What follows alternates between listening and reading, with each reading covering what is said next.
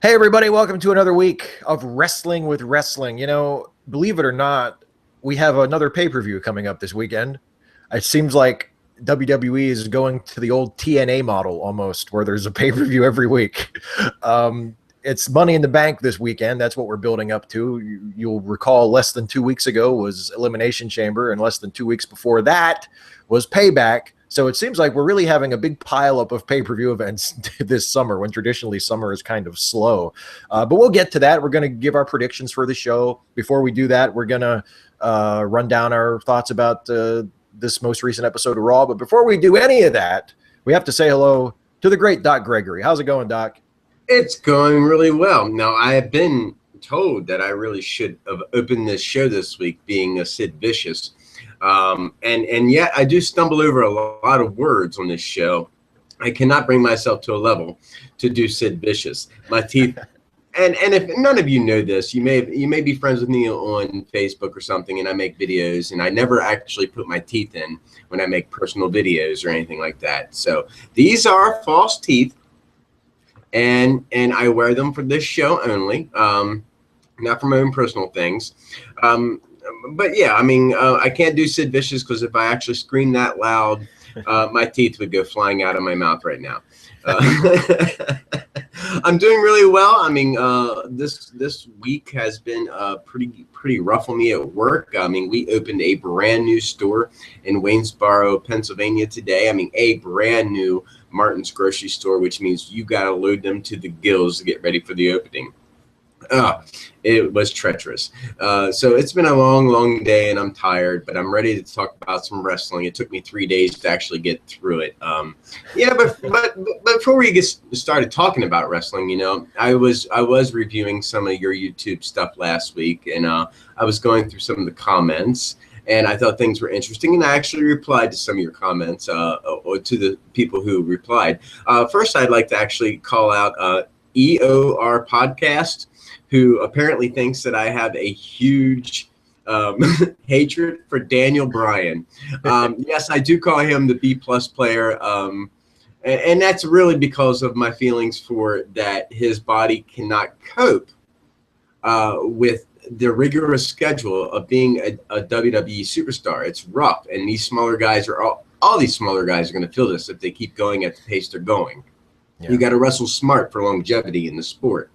But I don't hate Daniel Bryan, and I do wish that he comes back, like I said, because I would love to see those old Ring of Honor traditions, or those old Ring of Honor rivalries be reformed in NXT or even the WWE. I mean, him and Neville would be great, and of course, him and Kevin Owens or Sami Zayn. I mean, the list goes on and on. It would be crazy. Samoa Joe.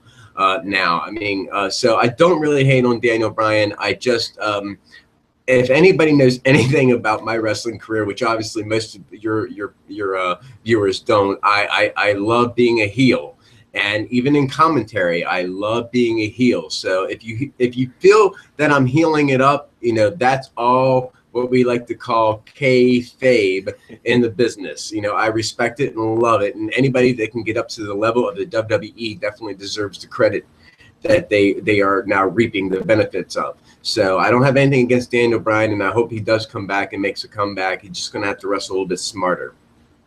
The other person I want to call out is Mr. Peter Palmer, because recently on the show I have been commenting about I believe that Rusev was Samoan, simply because he looked a little bit Samoan, he had that girth, and his English language had just become so much better over the weeks. So, it reminded me of Yokozuna, who obviously was supposed to be a Japanese or a sumo wrestler guy, but was really a Samoan guy, and his English really came out like he lived. When he first spoke English, it came out like he grew up in the Bronx. Yeah, it did. But he pointed it out to me that Rusev is from Bulgaria, and I immediately went on to Google and researched him, and I was like, I'll be damned. I want to just say congratulations, Peter Palmer. You smarted me out on this shit like this. So I shake your hand, sir. 3D, whatever. Get a 3D printer, print out my hand, I'd shake it. But yeah, that's what I want to do. I want to call out a couple people who commented on the YouTube video last week, because I want to kind of start doing that, especially if it's interesting. So guys, go ahead and plug away, comment away. So it might not be mentioned this week because we got a lot to talk about, but it could be mentioned next week if I deem it interesting or Steve deems it interesting. So, and with that said, let's move on to Raw, absolutely. Raw was live from New Orleans, Louisiana. The site of Daniel Bryan winning the World Heavyweight title, if anybody remembers when that happened. The WWE. Popeye's chicken. Popeye's chicken. Oh, I always preferred Popeyes to KFC. I don't know. That's just me. I always like Popeyes better. I even like their biscuits better. I just think it's anyway.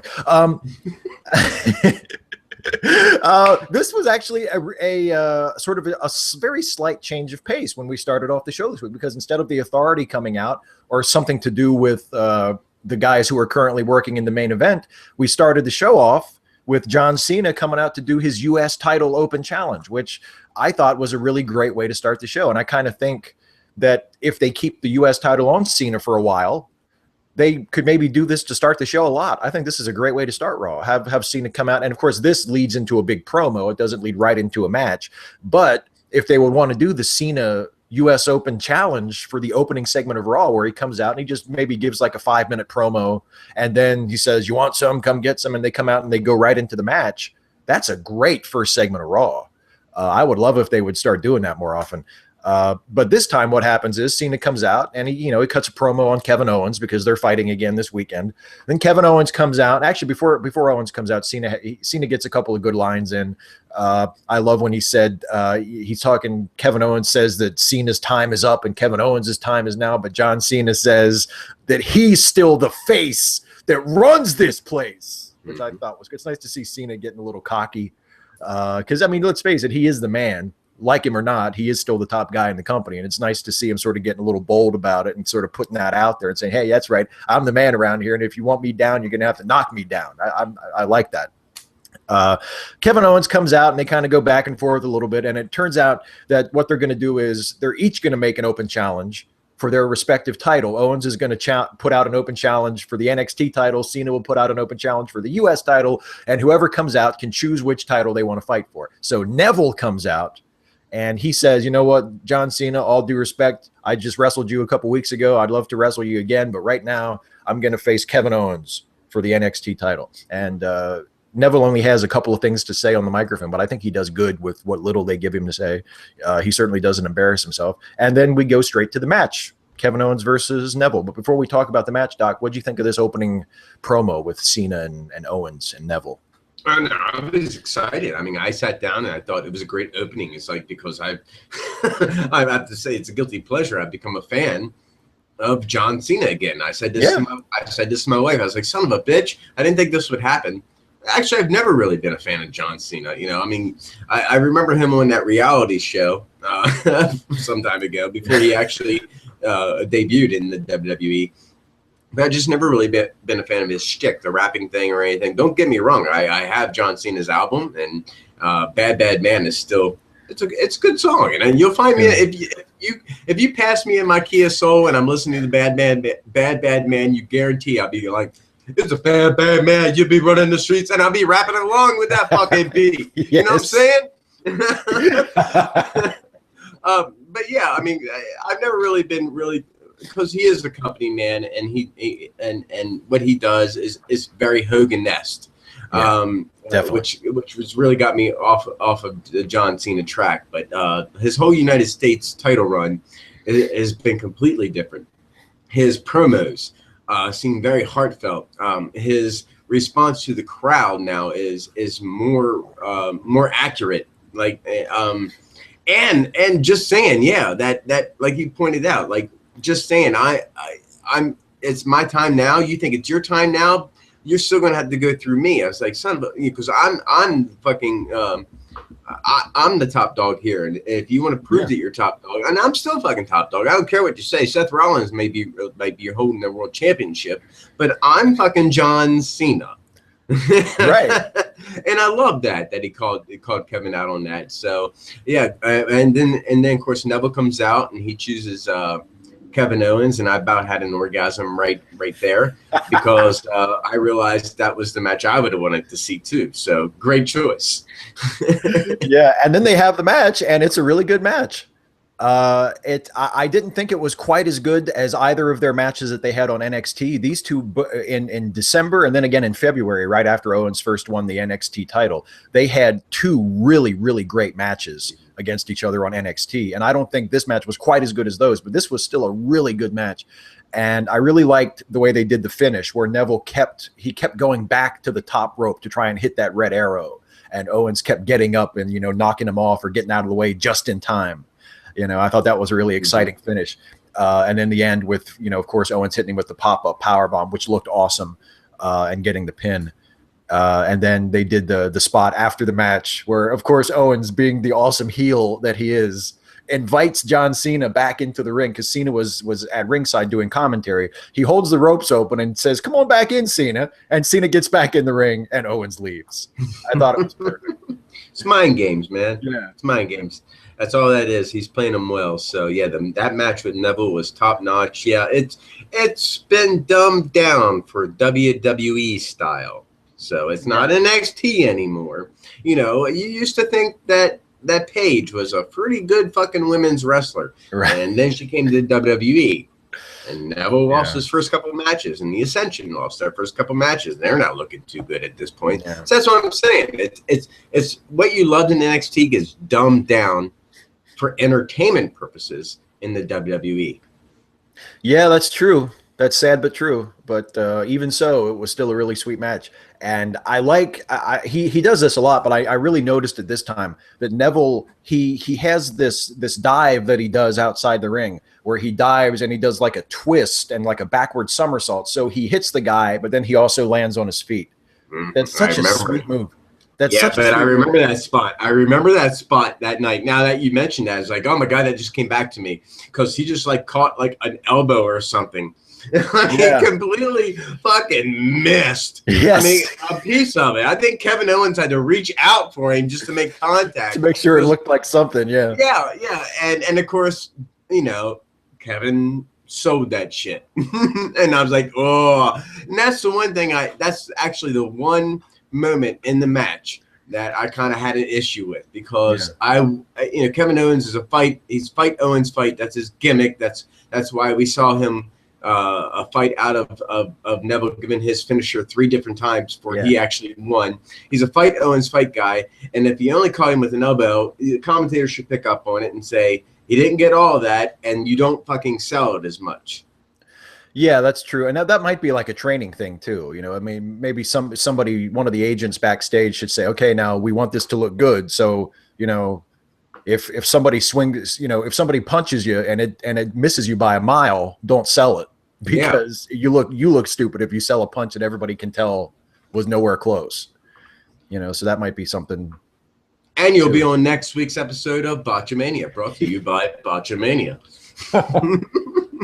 Yeah. Oh man. Well, next there was a backstage segment with Seth Rollins. He comes in and sort of complains to Stephanie and Triple H about, Dean Ambrose still has my championship, and Steph and Triple H basically tell him to grow up and handle his business. And they give him a chance to prove himself. They say, you're going to have a match tonight, but you can choose who your opponent's going to be. So Seth is like, oh, okay. So that's that. That's sort of saved for later tonight. Next, there's a match, a Divas match, Nikki Bella versus Summer Rae. Really short match, absolutely nothing to it. There's the Bella twins had a promo right before this where it's like, are they heels again? They're heels. I mean, the real answer, and I'm going to say this again when we get to the predictions for Money in the Bank. The real answer is who fucking cares, because the writers obviously don't care. So why should I care whether the bells are heels or faces? She was showing off in that match with Summer Rae, doing the push-ups and all that shit. That's heel shit, man. She's working heel, yeah. That's complete heel shit. I don't care. But, I've said it, and I'm going to keep on saying it, man. Eliminate faces and heels in the diva divisions and just say divas don't get along. And that's all you need to say. Divas don't get along. Yeah.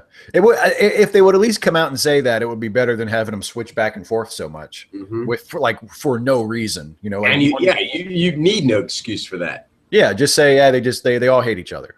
Yeah. Next was a promo. It started out with Roman Reigns, and then it just kept growing and growing and growing. It wound up involving everybody in the Money in the Bank match.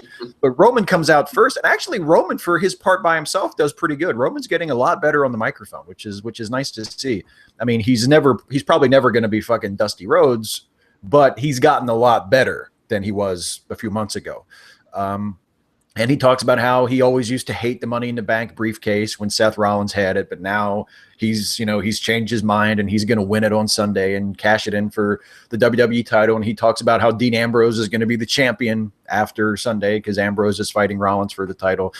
Then Kane comes out, and of course Kane has inserted himself into the Money in the Bank match. And Kane's basically like, "Nuh-uh, you're not going to win. I'm going to win," And then Dolph Ziggler comes out. And he makes a joke that Kane is just like a hardware store because he's always throwing a wrench into other people's business and he's always hammering out problems. And he's just basically a big tool. Oh, the only thing missing from that shit was a snare. Yeah. And then that was a great fucking joke and great pun. I mean, that was perfect. Whoever wrote that, because I probably wasn't Dolph Ziggler, but whoever wrote that, that was a great pun and joke. I told Ashley when we were watching it, I said, I bet when Dolph said that, I'm sure there were writers backstage high-fiving each other. Like, we wrote that. That was our joke. And then Kane picks it up, and Kane says it too, in case you didn't hear it the first time. Like, speaking of tools, So anyway, R-Truth comes out. And Kane's like, because this promo is not long enough, R-Truth comes out, and Kane's like, "What are you even doing here? You're not in the match anymore. We took you out of the match." And Truth is like, "Oh, my bad," and just leaves.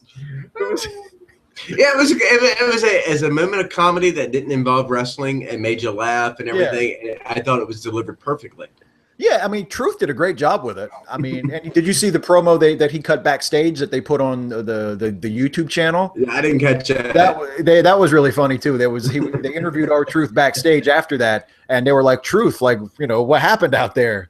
And Truth was just like, "I don't know. Yeah, maybe you can tell me. I want to know. I want to know why I'm not in the match anymore. I'm not afraid of ladders anymore. I got over my fear of ladders." And then he goes and he finds a ladder like laying down in like along the side of the hallway, and he like gets down next to the ladder and he starts screaming at the ladder, "What you gonna do now? What you gonna do now?" And then he gets up and comes back and he's like, "See, I'm not afraid of that ladder." It was actually really funny. Man, he's so fucking underrated. I mean, I swear, man, R-Truth is so entertaining. And if they just put that fucking spotlight on him and let it run, I mean, or shove that down our throats like you do everything else, like you did with Roman Reigns. But here's the difference: R-Truth has the ability, to entertain the fuck out of you, and he can come up with his own stuff too. Like, I'm pretty sure that promo on the YouTube channel I just described, that was all Truth. Like, nobody wrote that for him and said, "Okay, and then you're going to go over and yell at the ladder." Like, I'm sure he just came up with that all by himself, and that's why it was funny, because it was his, and he made it work. So anyway, R-Truth comes out and leaves. I would say you just got to change that 10-year-old theme song, man. Write something new there. Yeah, that's true. What's up? Well, this theme song is not what's up. So then the New Day comes out, and they say that if Kofi wins the briefcase, then all three of them will be the Money in the Bank contract holders. And later in the show, JBL hopefully explains, well, that's because of the Freebird rule, which makes no sense at all, but it's funny. And then Sheamus comes out, and he's like, "I'm going to win." And then Randy Orton comes out, and everybody else sort of clears out, and it leads into Orton and Sheamus having a match. So Orton and Sheamus have a match at the end of this really long promo. But, It's never, although you might think it's dumb, it's never dumb for JBL to call out the Freebird rule.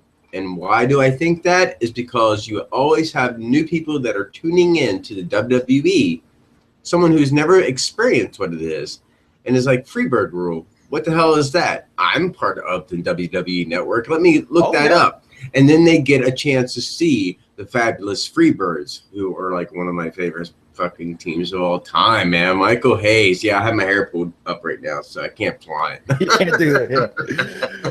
Yeah, absolutely, man. The Freebirds are great. And that is one of the, if you are a WWE Network subscriber, that's one of the great things about it. You can, I mean, shit, they even have a bunch of episodes of World Class up there. You can go see like the fucking old school Freebirds, like with Hayes and Gordy and oh shit. Now I'm gonna feel like a shit because I can't think of his name. The third, Buddy Roberts, of course, Buddy Roberts. Or when JBL calls out, and he's done it a few times now, when he calls out Otto Swans, and I'm like, holy shit, this is an Otto Swans reference. Awesome. Yes. So we get to this Sheamus versus Orton match, which, remember, they wrestled each other last week too. So by the time they actually have a pay-per-view match between the two of them, we'll be sick of it. So, but they have another match. Like last week, it was a decent match. They go about 12, 15 minutes, mostly just a brawl, and it ends in a DQ. Only last week it ended in a DQ because Sheamus used a chair. This week it ends in a DQ because Orton uses a chair. And he gets Sheamus back in the ring after the match is over, and they have kind of a scuffle, and Orton ends up hitting him with the RKO. So these two aren't actually fighting each other one-on-one at the pay-per-view. They're both in the Money in the Bank match, but this was a decent way to sort of build a little bit of excitement for the Money in the Bank match because these two clearly have an issue with each other going into it. So not a bad match, I didn't think. No, not a bad match. I'm hoping they break out something a little bit more special. Randy Orton at this point has become, a common wrestler where you don't really pay much attention to his wrestling, but you always pick out the key moves that he throws time and fucking time and fucking time and fucking time again. The missing power slam, throw an uppercut up in the air like you're fucking, Raiden in Mortal Kombat, or from Street Fighter, Ryu from Street Fighter. Exactly. But it's all moved, and I did see like a couple times this week where there were moves that were handed to people. I'm like, you're jumping too soon. Oh yeah. It looked like there might have been a miscue there when he RKO'd Sheamus. It looked like he did like a spin around, and it looked like he expected Sheamus to be up and ready for it when he turned back around, and Sheamus wasn't up yet, so he had to kind of, bob and weave and wait for it. He covered for it pretty good, but it felt like he was really hoping that he could just spin right around and grab him and go right into it, and Sheamus was still kind of getting up. Really, this match is just to keep them as viable contenders because they head into Money in the Bank, but as my predictions will probably rule later on, I don't believe that either of these are candidates for winning. No, I won't spoil my prediction either, but I don't think Sheamus or Orton is going to win the match. Next, there's another backstage segment with Seth Rollins. He gets into a little fight with J&J Security, and it leads to Rollins choosing to face them in a 2-on-1 handicap match in his match tonight. And the big moment of this segment for me was Joey Mercury finally talking. They made a joke out of how he never talks, like for months now, and he finally talks, and he gets in Seth Rollins' face and he says, "Hey, you think we're a joke? Well, we're going to go out there tonight and kick your ass." And I thought it was awesome. I thought he did more with those few words than a lot of guys do with a 10-minute promo. I thought it was a really cool moment. That could have just been a total throwaway segment. It's nice to see. Yeah, I mean, that was a huge segment for me, huge boner moment, because it was Joey Matthews, a guy I grew up with. Yeah. He's big time in the WWE now, man. He's soaked in that shit. And he doesn't talk much, but to get that opportunity to open his mouth, and he spoke up, and the slap between, Seth slapped Jamie, and Jamie slapped him right the fuck back. I thought that was awesome. Yeah. I'm like, right on. I mean, a promo segments usually aren't exciting. But this one definitely was, because it's like Jamie Noble and not so much him, but my buddy Joey Mercury. I'll use his stage name. My buddy Joey Mercury stepped up in the spotlight for a moment, and man, that made me proud. So that was awesome. I loved it. Yeah, and, me too. And to know that the outcome was they're going to go out there and face fucking Seth Rollins, and I was feeling really, really good about that. Fuck yeah, man! I don't know him like you do, but I mean, I've always liked Joey Mercury. I remember when he was working as Joey Matthews too, and shit, like him and Jamie Noble get to main event Raw, like that's really cool, you know. Next, there's a match between Kane and Dolph Ziggler. The various Money in the Bank participants are pairing off and fighting each other tonight in one-on-one matches, and this is one of those. Kane versus Dolph Ziggler. This is another match. They get a decent amount of time, but the match ends up being sort of overshadowed by what's going on outside the ring. Lana is there watching from the ramp. It's like she's Dolph's manager, but she doesn't come down to the ring. She just kind of hangs out on the ramp and watches. And Rusev comes out on crutches and kind of starts hassling Lana, and Lana's trying to get away from him, and she trips and falls off the ramp, and it's like she twists her ankle. She hurts herself. And because Dolph Ziggler is an idiot, he's paying more attention to this than to the fucking 7-foot tall guy that he's wrestling. And he's, looking at Lana falling down outside the ring and has his back turned to Kane, and Kane grabs him and pulls him back in and choke slams him and pins him because Dolph Ziggler doesn't win matches. Don't you feel stupid for cheering for him? Yeah. Anyway, and then Dolph he recovers from the choke slam and goes out and sees if Lana's okay. But the Lana stuff seemed more important than the actual match. What'd you think?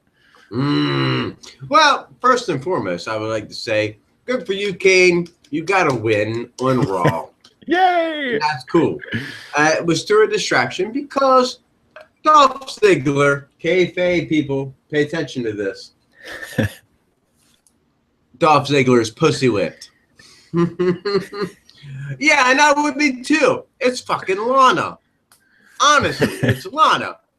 You see them legs lately? I haven't seen legs like that since fucking Stacy Keibler. Because she shows them off. Was it in her? I mean, yeah. A woman that is supporting her man should be at ringside. At ringside. And she was on the ramp only because, and this is a plot point, people, because Rusev was going to come out and do this whole shtick. Yeah. And there's a poll. And I'm reading it right now. Was Rusev to blame for Lana's accident on Raw? And of course, 73% of you people said that he was, because the smile was what we call the dead giveaway. And I say, no. I mean, she wasn't watching where the fuck she was going. Rusev is definitely being sincere. He's trying to win this piece of pussy back. Sorry, I had to say that. He really is trying to get this back. It's fucking Lana. I mean, come on. I'd rather be fucking Lana. He's clearly not good with women. He just doesn't know how to talk to people. It's a border barrier, she's from Russia and he's from Bulgaria, and it might be politics and everything. They might have disagreements or everything like that. I'm from the South End. My wife is from the North End, and every now and again we just like yeah. But he's trying. I mean, Dolph is a flash in the pan. He just looks good, but he's not a winner. Rusev's got a future. Well, that's sad but true. That ain't kayfabe. That's a shoot. Quite honestly, if they wanted to do a goddamn thing with Dolph, they would have done it by now. Next, there's an episode of Ms. TV. It's like Piper's Pit, only nobody gives a shit about it. And the guests, not as much plaid. Yeah, not as much plaid. Exactly. So the guests are Ryback and Big Show. Ryback comes out first, and him and Miz do some good sort of crowd work, where Ryback kind of gets the people on his side, and they start chanting his stuff, and then Miz does the thing where he says, "If my hand is up, your mouth is shut," and which is such a great heel line. It's like he's their kindergarten teacher or something. He's trying to get them to quiet down, and of course it doesn't work. But there's a really, again, Ryback continues to impress me with how he handles the crowd, because Miz does his thing, and then Ryback does his thing where he says, when my hand goes up, you say feed me more, and the people start chanting feed me more. But then, realizing that they don't have all night, Ryback cuts him off. But he cuts them off in a way, so it's not like Ryback tells him to shut up. He just says something else to him. He just, sort of panders to the crowd and says, like, you sound like you're just as hungry as the big guy. And that kind of interrupts the chant and allows him to keep moving. Ryback is really impressing me with how he handles the crowd on the microphone lately. But anyway, Big Show comes out to join them. And then things kind of get confused as to what is actually supposed to be going on here. Like, is Miz trying to manipulate Ryback into fighting Big Show? Is he trying to manipulate Big Show into fighting Ryback? Either one of those makes no sense, because they both already have a match signed against each other. So Miz really has no role to play here at all. But they kind of try to act as though it's Miz trying to play them off of each other, which doesn't really make a whole lot of sense to me. But anyway, it all eventually breaks down into a brawl. Miz gets clotheslined out of the ring, and then Ryback hits Big Show with the shell shock, which I guess isn't that big of a deal because he's done it already, but it's been a long time. Still, you would think maybe they would want to save that spot for the pay-per-view. But, oh well. Big Show gets shell-shocked. He's probably losing anyway, so I guess that doesn't matter. Yeah, but now they see it again, and of course, Miz needs to stop dressing up like he's a character from Assassin's Creed. Oh my God, yes. Knock that shit off, dude. You have a moneymaker, and you wear sunglasses and a hoodie. Come on now. You want to brag about your face, but you don't really show it. And the best part, I'm telling you, the best feature of your face are your beautiful blue eyes. And I notice this about people, I notice their eyes first and foremost. I have green eyes, people. That's why I notice eyes first. I have beautiful fucking eyes. Stare into my eyes, people. Stare into my eyes. Wow, the views just jumped up. Ryback comes out. There was a few weak attempts, but he did actually get the crowd on his side. He definitely motioned back to him, like when conversation was going on. He would look back at the crowd, not at the hard camera, which I thought was great. He's looking around the arena. Yeah. He's improving in leaps and bounds, and this is why I picked him to be the Intercontinental Champion, because I saw this improvement just going crazy when Ryback and the crowd getting behind him. So, I still don't like the big guy, just muscle bound persona when it comes to wrestlers, but I've gained respect for Ryback for his hard work and persistence in this business that he has and everything he's accomplished. He deserves. Absolutely agreed, 100%. Absolutely, he's impressed me so much with how he's improved, especially on the microphone in the last several months. It's really great to see. The match is him versus Big Show for the title at Money in the Bank. Next, there's a match between the Los Matadors, who I remind you were fighting for the tag titles like less than 2 weeks ago. Now they get totally squashed by the reunited team of Luke Harper and Eric Rowan, who beat them with a move that looks an awful lot like the 3D, the Dudley Death Drop. Could it be? Could it be something in the future might be happening? I don't know. There's rumors happening. Yeah, that would be cool. Yeah, and the crowd, of course, recognized it right away. Mm-hmm. The crowd was chanting 3D after they hit that move. Nice to see Harper and Rowan back together as a tag team. They never should have broken them up. I still don't know why they broke them up, and I don't know why they're back together. It makes no sense, but whatever. I like them as a tag team. So you feel like the flair, the oomph is gone. I mean, it's nice to see them back together. This is what I really wanted, but it just seems like it's not there anymore. It's like for some reason I'm past that point, and like, and you're too overselling your gimmick, like what Bray Wyatt does. It's too damn close. You got to be something, and you got to separate yourself from that. And I definitely see potential in that. I love the whole dirty look that Luke Harper has. I really wish he would still go with the Brody Lee type gimmick. And when Eric Rowan fucking splits his beard And I'm like, he grabs that red ginger beer and he just splits it in half. And I'm like, that's a pretty sweet move, you know. You should do that. But neither one of you are very strong talkers at this point. So you should probably lay off the mic skills and just go with the evil eyes, evil looks, and evil persona and just freak people the fuck out by not talking at all. Yeah, and if they give them enough matches like this one, where they just are allowed to run over people, they'll get over just on that. Like not everybody needs to be a great promo, especially if your gimmick is that you're like a scary, nasty, tough guy heel. Not everybody needs to be talking on the microphone all the time.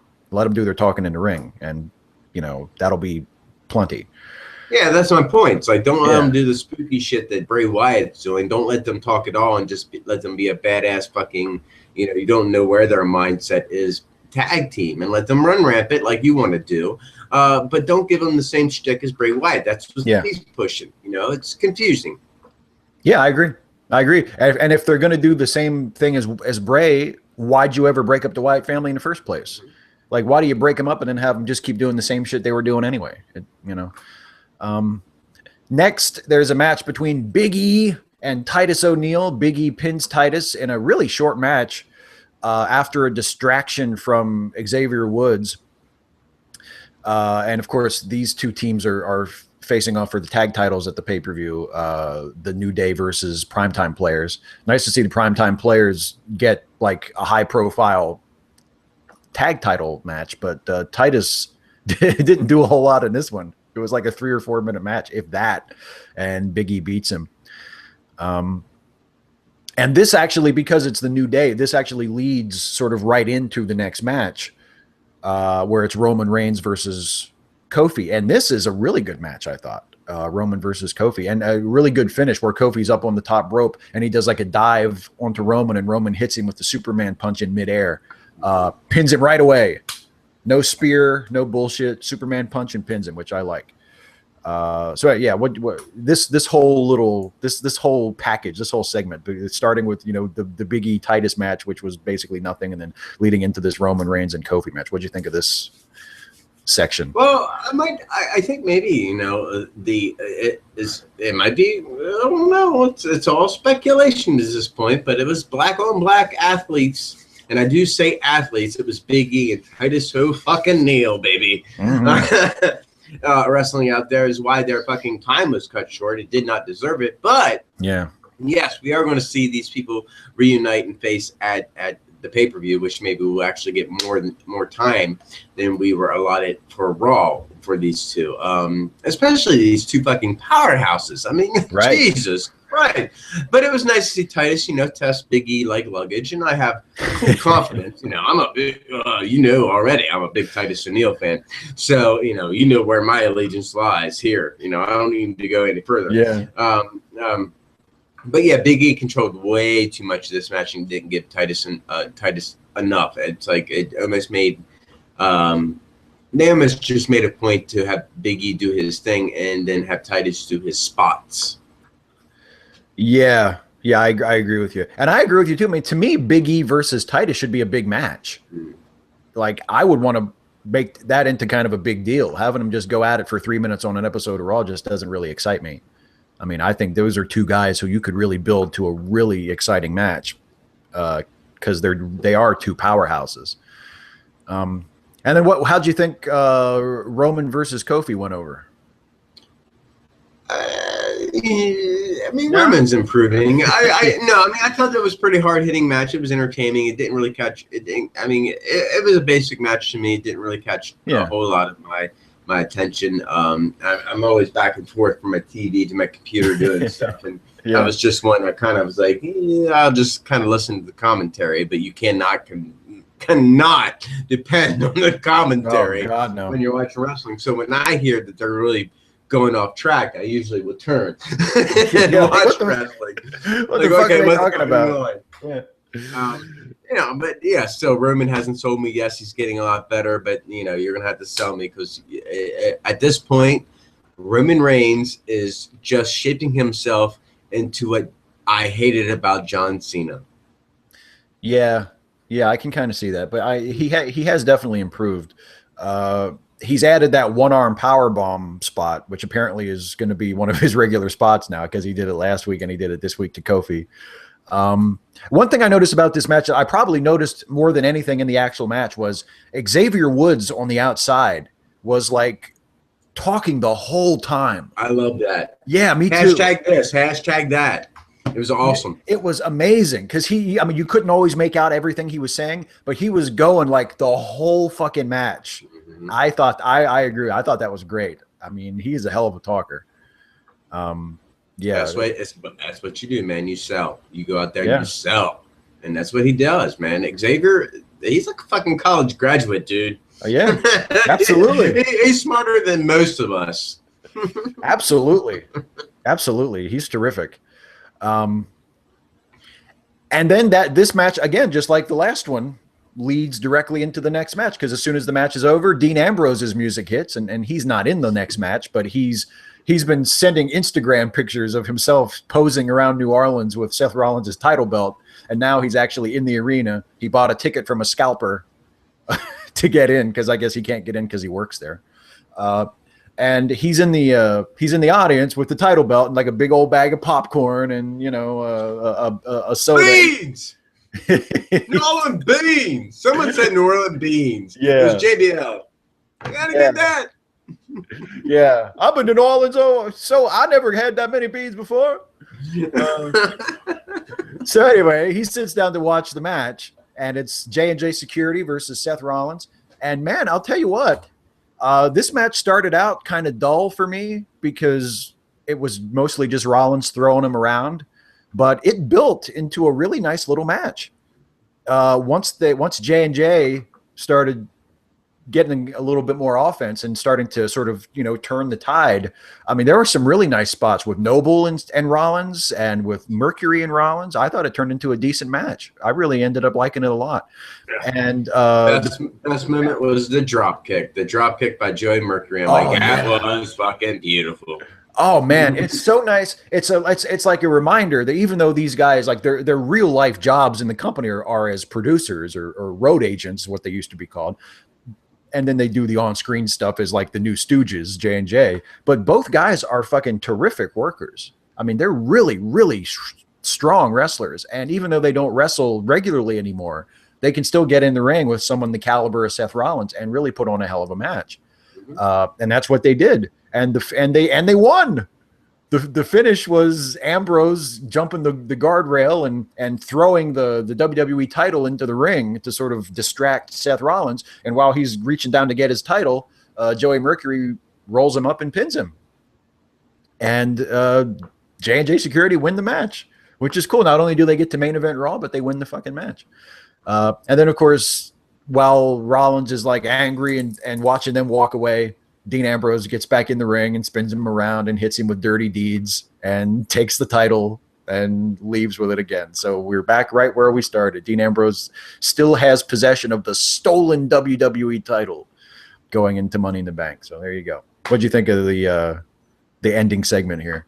I was happier than a pig in shit about Jamie Noble and Joey winning that match. They went over on the WWE champion, and wow. Kudos to you, my brothers. Now, kayfabe it.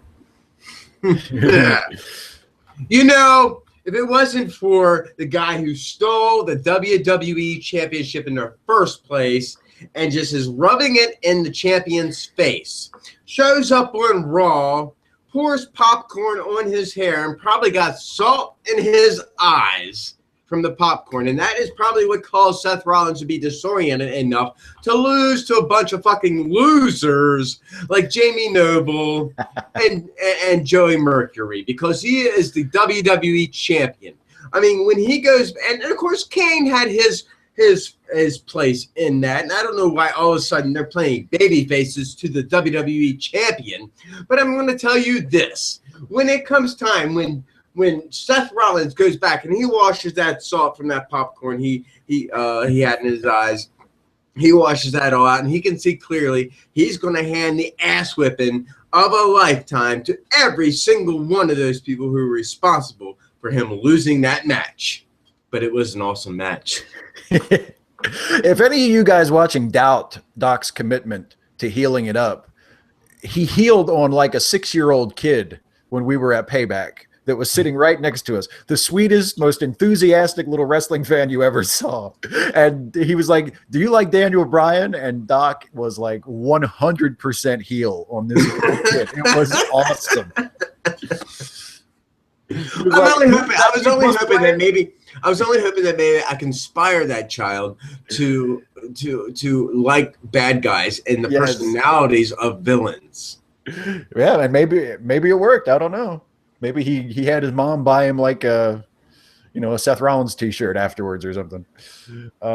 Yes, I mean, overall, I thought this was a pretty decent episode of Raw. And I really liked the way those last 3 matches kind of flowed into each other, where the one led to the next and led to the next. I thought that was a really smooth transition to the final segment of the show. And, it had a good ending. It had a great beginning with Cena and Owens. Some of the stuff in the middle was kind of but overall, I thought it was a really strong episode of Raw. Yeah, I mean, and they definitely came back from commercial with people standing in the ring. It wasn't even fucking introductions. I'm like, man, they were really speeding things along on Raw. I just felt there was a hurry up because you didn't see introductions or anything like that. Things just felt like they were rushed. And that might have been it because they had to push so much promos because they've been shoving fucking pay-per-views down our goddamn throat. Really? And of course, hey, everybody out there, if you're a new subscriber to the WWE Network, you get to watch it for free. So what's your fucking excuse, right? if you're a wrestling fan, why don't you have this already? Well, so yeah, good episode of Raw leads us into the Money in the Bank pay-per-view this weekend, which I think is like the 5th or the 6th pay-per-view they've had in the last. It feels like they're just having pay-per-views every week. Like I said at the beginning of the show, it's like they're doing the old TNA model where there's just a pay-per-view every fucking week. But yeah, let's go through the card as announced so far for Money in the Bank, and let's do our predictions. Feels like we just did this because we did. Because it was only a week before last that we were doing this for Elimination Chamber. But anyway, let's talk about the Money in the Bank show. They did announce a pre-show match. The pre-show match is going to be R-Truth, the very confused R-Truth, versus Wade Barrett, King Barrett. King Barrett, man, get it right. King Barrett. I've got some good news. I'm the king. I've got some bad news. I still lose all the time. Anyway, I think Barrett's going to win this. I wouldn't be surprised if he lost because they apparently think that the King of the Ring means you should lose all the time. But fuck it, I think Barrett's going to win. What do you think? Yeah, I think Barrett's going to win. R-Truth's going to pull a confusion moment, and Barrett will take advantage of it. Yeah, I guess maybe that'll be Truth's gimmick now. Oh, he just gets confused about stuff. He'll forget that he's in the match, and he'll come out like half dressed with his gear not even on yet. Better check that guy for Alzheimer's. Yeah. Early onset or some kind of concussion syndrome or something. Maybe. Now, I have no idea how they're going to lay out the show. I don't know what the match order is going to be, but I'm guessing since there are 2 ladder matches that they'll have one relatively early in the show, and then they'll end with the WWE title match. So let's just go ahead and talk about the Money in the Bank ladder match right now.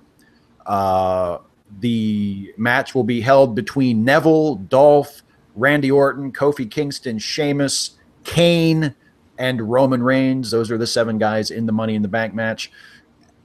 With so many guys in the match, it's always kind of a crapshoot. There are guys who I think are more likely to win it than others. But actually, I think this one is a little easier to call than these matches have been the last few years. I'm picking Roman Reigns to win this match. What do you think, Doc? Mm-hmm. Yeah, I'm going with you on that one. I feel Roman Reigns is going to win it.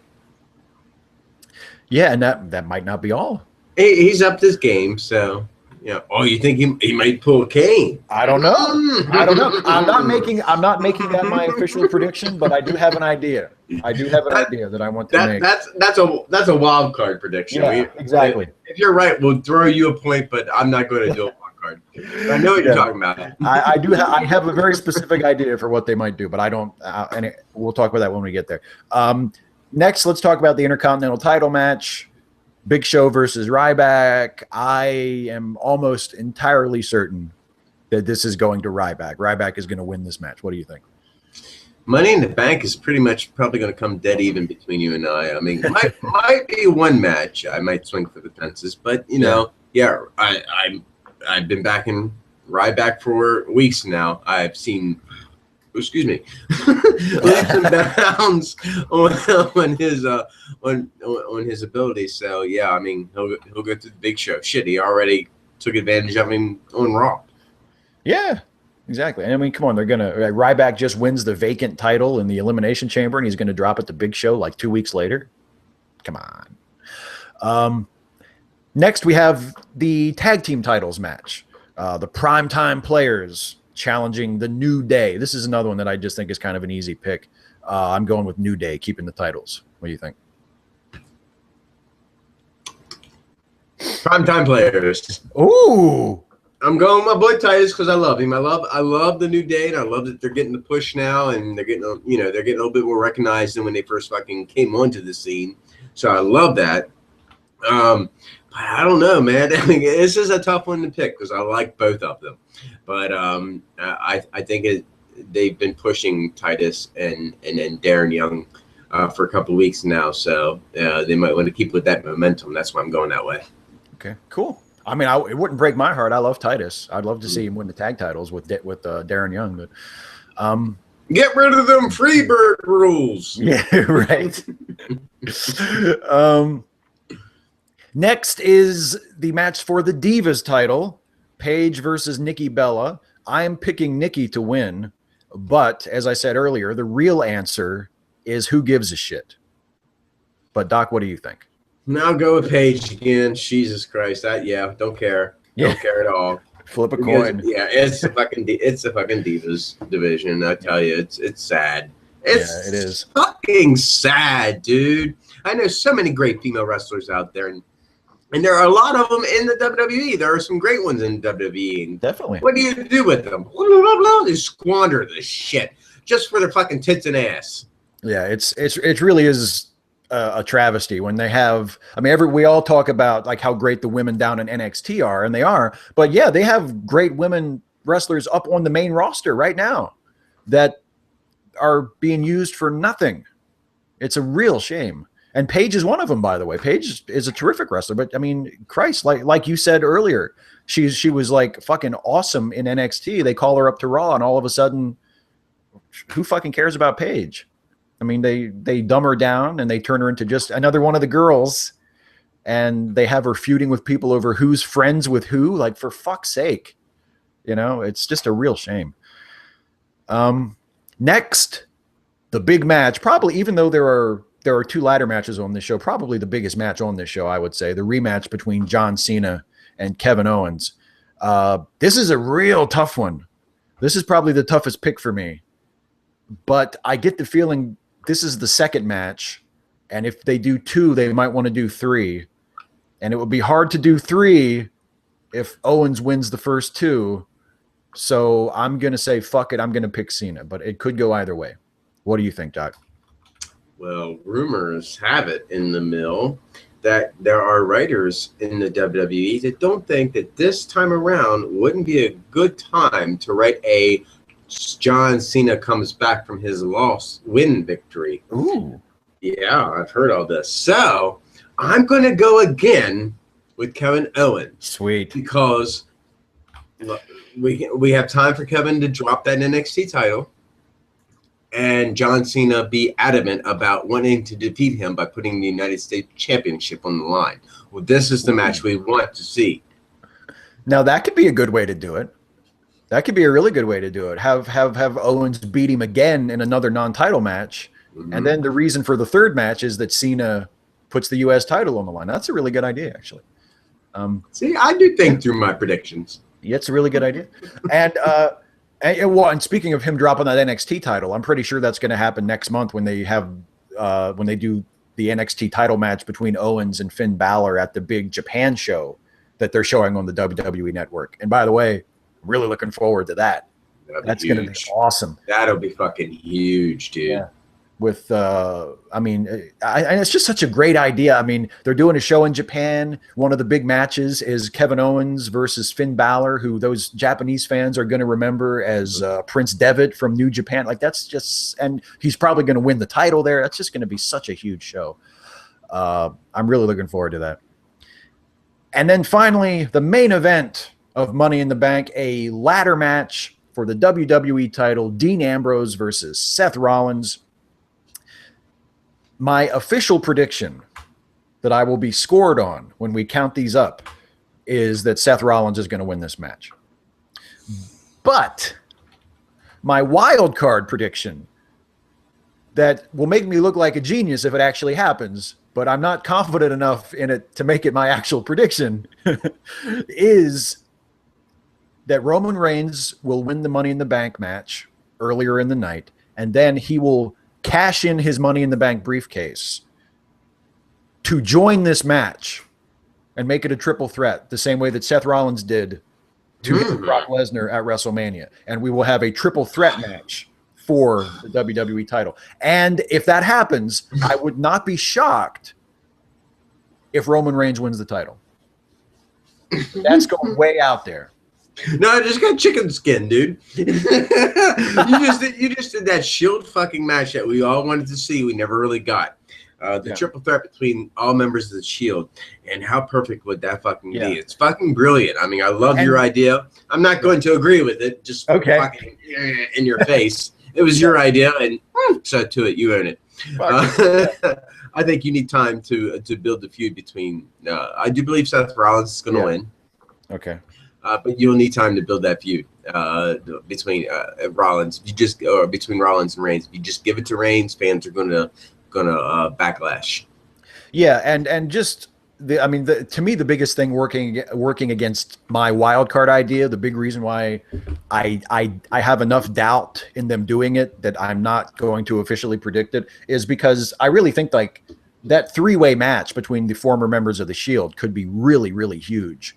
And I don't think, even as rushed and as hot-shotted as a lot of their booking is these days, I really don't think they would just give that match away unannounced on a pay-per-view that they didn't promote. You know what I mean? Like, they wouldn't say, if they want to do that match, they're going to tell people a couple weeks ahead of time, this is the match. They're not just going to throw it in there on the fly, you know? So that's because I feel like you want to really get people, that's a reason to buy a pay-per-view, you know, or to get a WWE Network subscription.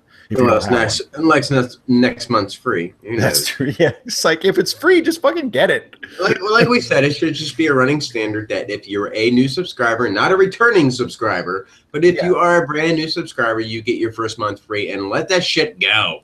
Yeah, I agree. They should just do it like Netflix. Sign up and your first month is free.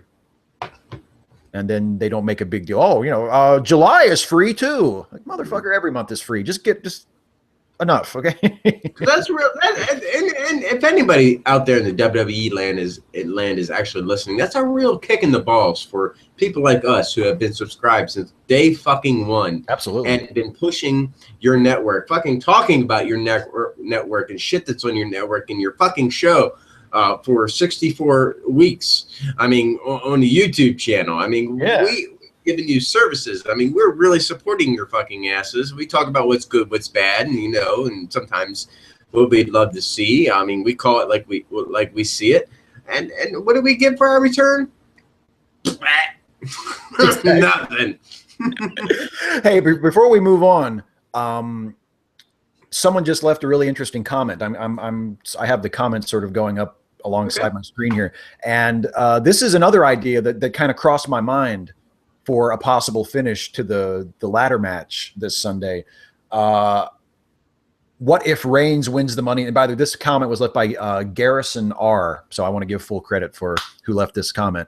But this is the suggestion that Reigns wins the Money in the Bank, Ambrose wins the title from Rollins, and then Reigns turns heel on Ambrose, cashes in the Money in the Bank contract, and beats Ambrose for the title. Now, that's something that wouldn't surprise me either, because I mentioned something to Ashley when we were watching this episode of Raw. You know, the last few weeks, they've really been playing up how close Roman and Dean are as friends. And that's usually not a good sign in pro wrestling, because when they start making a really big deal about how close two guys are, oh, they're best friends, it's probably not too long before, one of them decides that the other one has to go. It's like whenever Ric Flair started being nice to Sting, you knew that Sting was going to get the shit kicked out of him by the Horsemen real soon. What are you saying? When people become friends with each other, they can't get along? That doesn't happen, brother. Of course not. Of course not, Mach. You don't know anything about that, do you? So I don't know. What do you think about that, Doc? Is that a possibility? Yeah, I mean, that's definitely a way you can go. There has been talks with other wrestlers that Roman Reigns really needs to turn to being a heel, because he is developing a personality, but there's nothing like being a heel that really develops a personality. You see all great wrestlers of their time: The Rock, Triple H, Shawn Michaels. These guys, and the list goes on. Steve Austin. These guys all were great talkers. Why? Because they were also really good heels and developed personalities and ability to talk. That being a heel, that's why I like that. That is what develops people's personalities and what makes them. With the exception of Ricky the Dragon Steamboat, who wasn't a great talker. He wasn't a great talker, though. That's exactly what I was just going to say. You took the words right out of my mouth. Steamboat is the only major babyface I can think of who never worked heel, but he was not a great talker for all of his other talents. That's exactly right. But yeah, being a great heel will make you a great babyface. And so, I think also it's a great suggestion, because Roman Reigns needs to go that direction. Dean Ambrose is already over. Roman's is on the fence. Fans are really starting to pull a little bit behind him. But if you get that heel turn and just put him over for a little while that way, give him a push that way, then down the road a couple of years from now, because he's young, then switching him over, he'll make him a bigger baby face, making the superstar you want him to be. It's just way too soon. He needs to be a good heel. Yeah. And and think about this. If he turns heel this Sunday and cashes in to win the title, then you can conceivably go with a heel Roman Reigns and a babyface Brock Lesnar at SummerSlam. And that'll be a hell of a match. I think that's the match people wish they would have had at WrestleMania, because everybody wanted to cheer for Brock anyway. If that's going to happen, that scenario does happen. Roman needs to come down with the Money in the Bank. Dean obviously sees it as a friendship, and he agrees to, fine, I'll do it, whatever. There's an agreement, so he'll join the match. And of course, Roman ultimately does a screw job on him.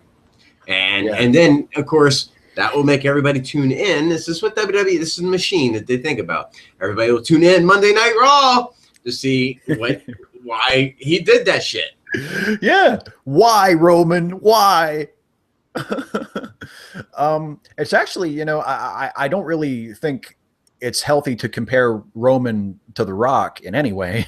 But when The Rock turned heel the second time, when he turned heel after he won the WWF title, when he joined the corporation, he was in a very similar spot to where Roman is, where he was really starting to finally be accepted like as a babyface. And obviously Roman's not that hot. Rock was like actually getting really hot as a babyface. And then he turned heel, and of course everybody hated him because they were just cheering him as a babyface. And now he's right on the verge of us really getting behind you, and you fucked us over. Yeah, exactly. And Roman can have a little bit of that kind of heat where the people can be like, man, we were just starting to like you. Oh, fuck. And they can feel like betrayed, and they will make him hate him even more.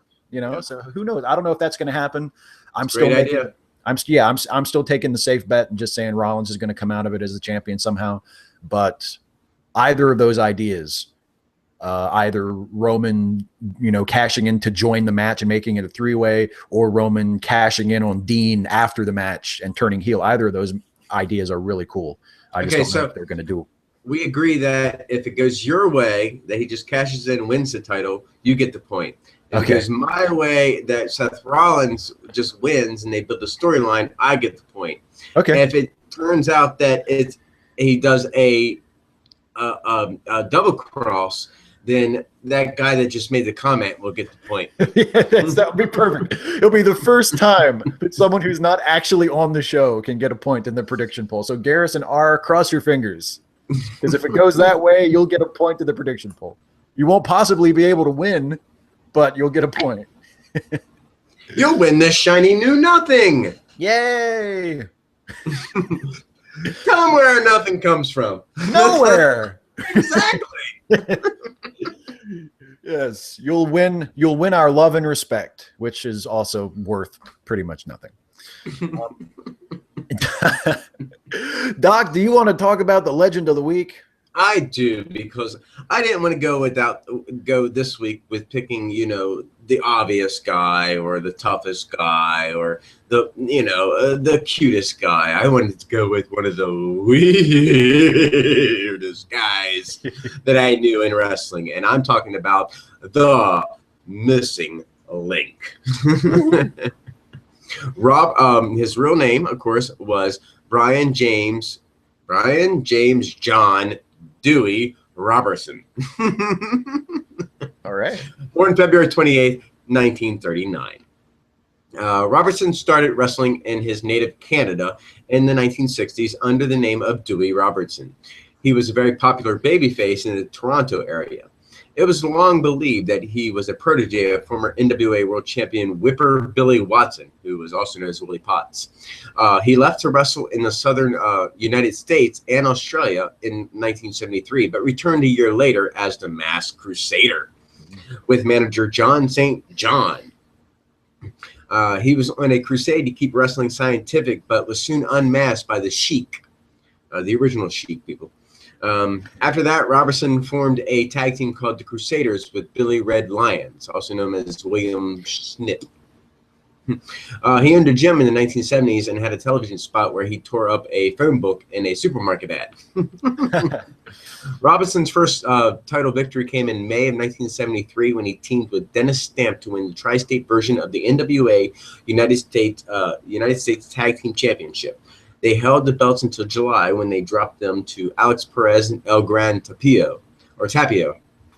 Robertson found more success in tag team wrestling the following year while competing in Toronto, Ontario. He teamed with Billy Red Lyons to win a Toronto version of the NWA International Tag Team Championship from the Love Brothers, Hartford and Reginald, on June 23rd of 1974. So I'm almost born at this point. The Love Brothers regained the belts on September 8th, but Robertson and Lyons won them back on December 29th. They then held the belts for over 6 months before dropping the title to Mike and Pat Kelly in June of 1975. Robertson and Lyons had one final reign as champions. However, when they won a rematch on August 24th, during one match, his right leg was broken while performing a sunset flip on one of the Kelly twins. He and Lyon had also toured in Japan. In 1979, Robertson wrestled in the NWA Jim Crockett's promotion as a heel with Nature Boy Buddy Rogers as his manager. He used Rogers' figure four leg lock as his finisher. That year, he also won a tournament for the vacant NWA Canadian Heavyweight Championship in Toronto by defeating Greg Valentine in the final round. He fought both NWA World Champion Harley Race and AWA World Champion Nick Bockwinkel in separate matches in Toronto. Each match went to a draw. He later lost the Canadian title to the great Hussein, aka the Iron Sheik, back in that day. Robertson's next step was Mid-Atlantic Championship Wrestling, where he continued to wrestle as a tag team competitor. He won the NWA Mid-Atlantic Tag Team Championship by teaming with George Wells to defeat the Sheep Herders. That's the Bushwhackers, people. On December 12, 1980, the pair held the belts for almost 2 months before dropping it to Genshiro Tenryu and Mr. Fuji, yeah, in February 1981. Yeah, he wasn't just the manager, people. Robertson regained the championship later that year, however, by teaming with Johnny Weaver to take the belts from Tenryu and Fuji. From there, Robertson moved to Central States Wrestling, where he won the majority of his titles. On October 22nd, 1981, he won the NWA Central States Television Championship with the victory over Gene Lewis. He lost the belt to Oliver Humperdinck Later that year, but soon regained it in a rematch. On February 18th, 1982, however, he dropped the belt back to Lewis. This allowed Robertson to focus on the NWA Central States Tag Team Championship, which he won a total of 5 times. His first reign came in October 1981 when he teamed with Rufus R. Jones to defeat Buzz Tyler and James J. Dillon. Damn, we're talking about a lot of managers who were wrestlers tonight, people. Just in case you didn't know. His next reign came in March 1982 when he teamed with Steve Regal to win the belts from Robbie Kirby and Jerry Valiant. The title changed hands twice more that month as Kirby and Valiant quickly regained the title, only to drop them back to them again. 2 months later, Kirby and Valiant won the belts back again, as we see. Flip-flop. Robertson found a new partner, however, and won the championship by teaming with Hercules Hernandez in August. The reign lasted less than a month, though. But Robertson and Hernandez held the belts one final time after another victory in September 1982. That's his 5 victories, people. The following year, Robertson's main success came as a singles wrestler on February 10th, 1983. He won the NWA Central States Heavyweight Championship with the victory over Manny Fernandez. He lost the belt to Bob Brown 2 months later, but regained it in a rematch the following week. Robertson's final title reign ended when he dropped the title to Harley Race on June 2nd of 1983. In 1983, though, he changed his look and became Max, the Missing Link, in Mid-South Wrestling with a gimmick of looking and acting bizarre. He would later go to World Class Championship Wrestling under Skandor Akbar's Devastation Inc. stable, simply called The Missing Link, and feud with the Von Erichs and the fabulous Freebirds, who we mentioned earlier in this show. He would later go and wrestle in Championship Wrestling from Florida for a short stint and feud with Bugsy McGraw. A full-page photo of the Missing Link appeared in the April 29, 1985 issue of Sports Illustrated, which had Hulk Hogan on the cover and reported on Vince McMahon's aggressive strategy to take his World Wrestling Federation national. 2 weeks later, the Missing Link was on his way to the WWF. He made his WWF debut on May 20th, 1985 in Madison Square Garden. He was accompanied to the ring by manager Bobby the Brain Heenan and defeated S.D. Jones in less than 2 minutes. In September of 1985, Heenan traded the Missing Link and Adrian Adonis to manager Jimmy Hart in exchange for King Kong Bundy. Good trade. He abruptly, because he can squash midgets, baby, and asked for a 5 count. He abruptly left the WWF in October 1985 due to drug issues. During his brief run in the WWF, most of his matches were against jobbers. Many times he defeated S.D. Jones, George Wells, Rick McGraw, Salvatore Baloma, Tony Garea. Tony Garea? Jobbers? What the fuck did you just say? Wikipedia, you are a bitch! However, he typically lost when matched against other stars. His first recorded loss in the WWF came on July 22nd, 1985 at the Nassau Coliseum against George Animal Steele. On July 24th in Buffalo, New York, he lost to Bruno Sammartino by countout. During this match, he busted several of the chairs in which the ringside commissioners were sitting, and the incident almost had the WWF banned from the city. Wow. On August 18th, but they bring in lots of money, so it's all right. That's why they can bleed in Maryland, and independent promotions can't bleed in Maryland without paying $500 fucking fine. Yeah. On August 18th, he was pinned by Intercontinental Champion Tito Santana at the first ever WWF show in Tampa, Florida. He also lost matches to Ivan Putski, Tony. That's not really how to treat a legend. Talking about his losses, what the fuck? We're not going through these losses anymore. In November 1995, he went to World Class Championship Wrestling and was first managed by Percy Pringle, all fair people, only to turn face after saving Sunshine from an attack from the Great Kabuki. Then again from Percy Pringle and Rick Rude. In late 1986, he left for the Universal Wrestling Federation, where he was managed by Dark Journey. He would later return to World Class and wrestle in the World Wrestling Council in Puerto Rico. He retired in 1990, but came back to do independent shows as the Missing Link starting in 2004. He even wrestled against his son, Jason Sterling, as well as Edge, Adam Copeland. His last match was against Al Jihad in Buffalo, New York on May 5th, 2007. Robertson actually died on August 16, 2007, after a very long battle with lung cancer. One of his two of his finishing maneuvers was, of course, the figure four leg lock and the very famous diving headbutt. I thought he was very weird. He spit the green he did the green spew, green makeup, the weird fucking backwards mohawk. But I just really thought in the early days of wrestling, when it was very gimmicky, the missing link was someone I always paid attention to when he came on TV. He was just intriguing. So I wanted to add him this week to our legends. So that's it for me, people. That's the missing link. I learned a lot this week because I knew him as the missing link and I remembered him for that.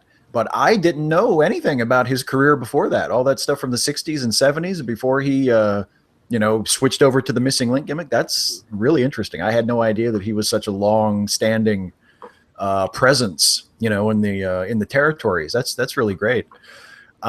He's one of those type of guys that missing link character.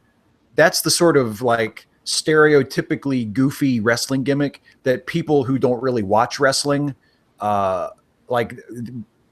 they use gimmicks like that to kind of make fun of wrestling. Like if you would watch if there's ever like an episode of like an old sitcom that you like, where the characters go see a wrestling match in one of the episodes, one of the wrestlers that they're watching would probably have like a goofy sort of, cartoonish missing link style gimmick, where he's playing like a wild man or, like a crazy person or something like that. So those gimmicks were always very, very common in wrestling in the territories, and they're not so common today. Things compared to then are a little bit more realistic in terms of the gimmicks, but yeah, those kinds of gimmicks were really, really popular, and it was a really important part of wrestling, having those outlandish guys who would, create entirely different personas for themselves, and yeah, he, as you say, he worked up into the 21st century. He had a really long career, and I didn't even know about the shit before he was the missing link. I just knew as the missing link that he was around for a long time, and he worked in a lot of different places. And he had a really great career for himself. He was, I guess, he was what smart internet wrestling fans might call a jobber to the stars, because he would win matches against lower level guys, but then when he was working with the guys on top, he would usually lose. But again, that's a really important role. Not everybody can be the Hulk Hogan or the Ric Flair. You need guys to be good enough to build up a good record, but also to be able to not be that high so that, the top guys have somebody to beat to make them look good. And I work with a lot of those guys these days. he's one of those guys, Well, we'll do our network recommendations in a second, but we're actually going really fast on this show. We have 10 minutes left, and someone just posted another comment, I noticed, with a question for us. So the question is from Lucas Hackett, aka One Angry Brony, and Lucas says, "What is your favorite tag team of all time?" Mine's the Dudley Boys. So Doc, what if you had to pick? What's your favorite tag team of all time? I love tag team wrestling. I have always loved tag team wrestling, and that's really, really a hard choice. But there are a couple, or a few individuals out there, I would say, that have always stood the test of time. Have always really stood out there as one of my favorites. And I'm going to mention my second favorite after I say this, but I have to say, and you've already heard it a couple times in this show, that I'm a huge fan of Michael Hayes and Jimmy Jam Garvin. I'm not talking about the original Freebirds. Right. With Terry Gordy. I'm not talking about them. I'm talking about Jimmy Jam Garvin and Michael S. Hayes. Those Freebirds. Those guys were my favorite team. If I had to pick a secondary team, it would be Hollywood, Rod Price, and John Tatum from Global. I love those guys as a tag team. Cool. And you might not know those guys, but Google that shit. Yeah, no, those are really good picks. If I had to pick when I was a kid, my favorite tag team was the Rockers. My favorite now as a grown up is I love Arn Anderson and Tully Blanchard. Brainbusters, baby. Yeah, they were great as the Brainbusters in WWF. Of course, they were part of the Horsemen, the original version of the Horsemen, and I just think those guys are awesome.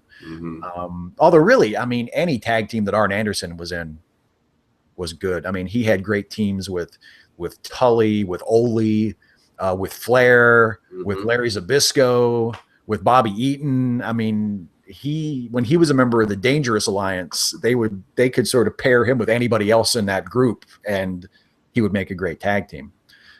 So that's a really great question. It's kind of an unfair question, though, because, like I said, I mean, there are so many great tag teams out there. I'm a huge fan of what the Bushwhackers or / Sheep Herders have done. I mean, before you knew what fucking ECW was, man, there were the Sheep Herders. Look that shit up. Those guys bled every night.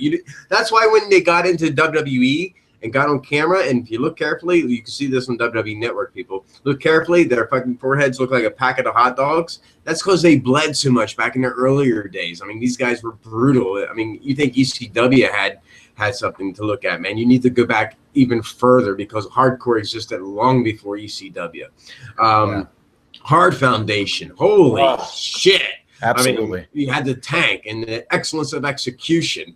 I mean, and then you had Demolition minus the Crush version, who stand up there. I mean, many times have won the tag team championships. And hey, I'm going to throw it out there because I don't fucking care, man. Fucking Jacques Rougeau and Raymond Rougeau. Absolutely. I'm telling you, the fucking Rougeau brothers, I love those guys. But you know why? They're fucking Canadian. Those guys could wrestle. Absolutely. They were great.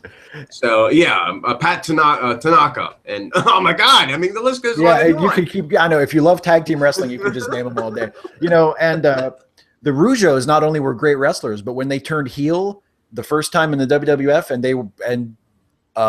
they were heels, but they called themselves the All-American Boys. Yeah, what a great gimmick. Oh, what a great gimmick. I love that. Somebody else commented, Garrison R commented again, said his favorite team would have to be the Legion of Doom. Again, really great pick. The Road Warriors were a great team.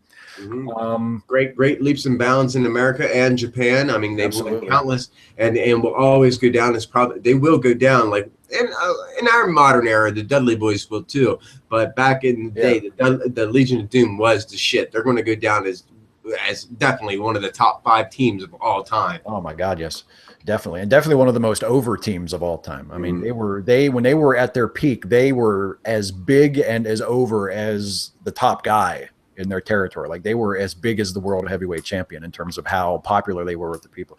And one more, Into Dionysus left a comment saying the Wild Samoans, another great tag team from.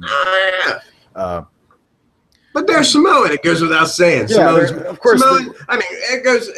You have the Wild Samoans. You had the Islanders. Now you got the Uso brothers. I mean, that's what they do. Absolutely, that's their lineage. Great tag team wrestling. They're gonna have kids, and their kids are gonna make great fucking tag teams. All right, so that was cool. That was. Thank you guys watching and leaving comments for helping us fill some time. Let's talk about our network recommendations, Doc. What would yours be this week? Well, I wrote it down here. I think I suggested Tuesday Night Titans, episode number 40. And why? Because it does involve our Legend of the Week. But let me run this down. Of course, if you have not watched Tuesday Night Titans, yes, wrestling used to be on Tuesday nights on TNT. And this was a talk show hosted by Vince McMahon with co-host Lord Alfred Hayes. And they would interview people. I mean, and the reason I want you to watch this, because it is great. Jesse the Body Ventura comes on, great interview. You get to see a match between him and Tony Gurria. And I want you to watch these matches because somebody wins by a simple fucking elbow drop. Les Thornton comes out, and he teaches us wrestling maneuvers. So that's actually very entertaining. Bobby the Brain Heenan will come out, and Bobby's always great when he comes out on the show because he works well with both Vince and Lord Alfred Hayes. He's fucking a heel at heart, man. He's great. So much charisma on that guy. But he comes out, and of course, at this time, he's managing Ken Patera and the Missing Link. We see a match between Ken Patera and Gary Starr. Yeah, that's right. And of course, Ken Patera wins with a swinging full Nelson. Mm-hmm. Okay, that might seem a little bit more like a finishing maneuver. I'll give you that. I mean, nobody does a swinging full Nelson anymore. That's a great maneuver. I mean, one of the Harper or fucking Eric Roche picked that move up. Yeah. And of course, we talk about the Missing Link on that show. We get to see the match that I talked about in his and when I read him facing off against SD Jones. So I definitely want you to check out Tuesday Night Titans. It's 45 minutes, great interviews, great smiles, and a good wrestling lesson by Les Thornton.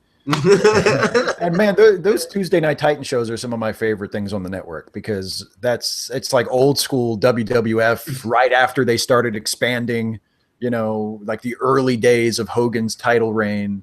And it's kind of cheesy. They're like doing like their version of the Tonight Show with Vince behind a desk and interviewing people, and plus they have matches, and it's a really cool show. I have to check out episode 41, because apparently Jesse bragged up a storm that he could do it better than Vince, and Vince offered him the job for the next week. So I need to check out episode 41 and see if Jesse actually did host the show. That would be cool. My recommendation is a great pay-per-view from June from the past. I was looking at old pay-per-views that took place in the month of June, and I found a WCW pay-per-view that I just barely remember from when I was a fan back in the day. And it's a really, really good show. And it's the first edition of Beach Blast 1992. And listen to this card. If you're a big wrestling fan from the early 90s, like I was, Scotty Flamingo versus Brian Pillman. Scotty Flamingo, of course, would go on to become Raven.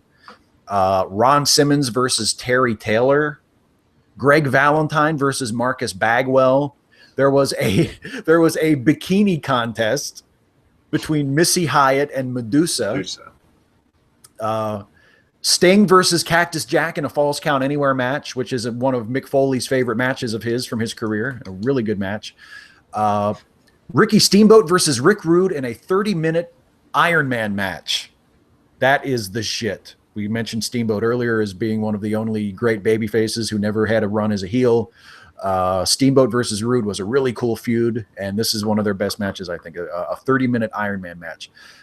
Then there's a 6-man tag match between Dustin Rhodes, Barry Windham, and Nikita Koloff, and 3 members of the Dangerous Alliance, which I mentioned earlier, and we were talking about tag teams. And these 3 members of the Dangerous Alliance would be Arn Anderson, Bobby Eaton, and one stunning Steve Austin. So that's a cool match. It's beautiful, Bobby Eaton, sir. Beautiful Bobby Eaton. Beautiful Bobby, absolutely. With the best goddamn flying leg drop you ever saw. And the best mullet in the business, baby. Oh, man, yes. Sorry, Ricky Morton. With it was fucking buzzed on the front, and it came all the way down in the back. It was great. And then the main event is actually a match for the tag team titles. The Steiner brothers versus the team of Terry Gordy, speaking of the Freebirds, and Dr. Death Steve Williams. So there you go. There's your match. There's your card. Beach Blast 1992, available on the network. A really cool show from June 1992. Check it out if you've never seen it, or if you remember it and you would like to check it out again. It's a really cool show. And yeah, it's been a long time since I've seen that, but I do remember seeing that on pay-per-view. That was like when the Monday Night Wars were getting ready to start up, and I became aware of what WCW was, and I remember that shit because especially with Missy Hyatt, because in 1992 I was a real whoremonger. I was still in high school, people. I haven't graduated yet, so I was a real whoremonger, and the girls were like, I was like, the wolf in cartoons that sees a beautiful woman and his tongue just falls down his mouth. That's me. So especially if you're wrestling, because that's different. So you had Missy Hyatt out there, and of course these days I know she's a whore. And Medusa, who has went on to do great things, monster truck rallying, and she's in the Hall of Fame. You're never gonna see Missy Hyatt in there. But still at that time, and the matches alone, man, Rick Rude versus Ricky Steamboat. I mean, as soon as you said that, man, every fucking hair on my arm stood up. I'm like, I remember that match because they were so fucking good. That was a great choice. I mean, mine only had like 3 matches involved. Yours is a pay-per-view, and yours comes with definitely more great matches. So that's an excellent recommendation. Yeah, thank you, sir. Appreciate that. Well, shit, we're done. Look at that. We brought her in right on time again, thanks to some comments from our viewers and some tag team talk. We're wrapping up right on schedule. Doc, you want to bring us home? Yes, with that said, everybody, if you are not subscribed to the channel, you're watching this one right now, hit that subscribe button so you don't miss a single thing brought by this intelligent, most amazing man and good friend, Steve the shit Shives. Oh, I'm telling you. And of course, head on over to youtube.com/BorsHeadBill. That's my channel. Got great independent wrestling over there that I've been filming over the years. Make sure you go to Facebook.com/Wrestling with Wrestling. You can find us on Facebook and hit that like button, because that's the only way you're going to find out who next week's Legend of the Week is going to be. We post that there and other great things from Heel Books, so check us out. We post a lot of really good articles on there. At least I do. If Steve Every once in a while I do. Every now and again he chimes in. The Facebook thing is my stuff, so for the most part. But join us on Facebook, and join us, of course, every Wednesday at 4 p.m. with Wrestling, because we'd love to have you. And keep posting those comments, because we're going to start commenting on that stuff, and we're going to call you out right here on this show. There you go. That's it. Thanks for watching, everybody. We'll be back next week with the Money in the Bank results. We'll see you then.